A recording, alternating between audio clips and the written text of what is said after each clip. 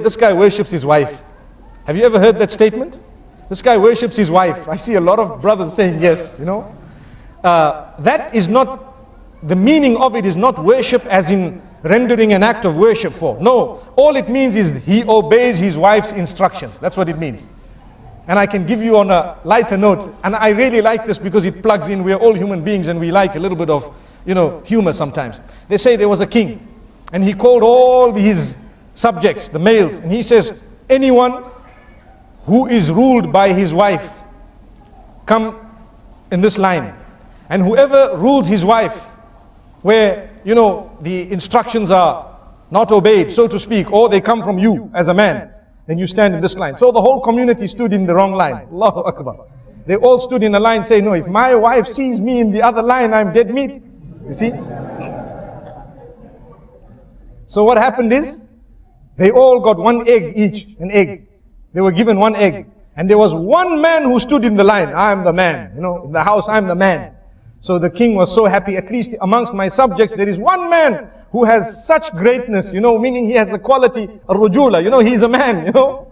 So now the king gave him a horse, brown horse. And in fact, the king told him, choose from the horses you want. So he chose the brown one and left the black one. And he rode home, galloping away. Everyone else went home with one egg. So when he got home, his wife, he looked at her and says, do you know what? She says, what? Today I got a horse because I'm the boss. You see? I got a horse because I'm the boss. She says, okay, that's good. Excellent. So you're the boss. So he says, you know, I was told to choose from 3 horses. There was a white one, a black one, and this brown one that I've actually come with. This was the best one. She says, wow, you look great in it. You look great in this horse, but you'd look greater in the black one. He says, well, not a problem. I had a choice. I can go back and get the black one. So he goes back galloping to the castle. And he says, oh king. The king says, yes, what's happening? He says, I just want to swap my horse. He says, why? When I went home, my wife told me that you'd look better in the black horse. The king says, no problem. He took the horse and gave him one egg.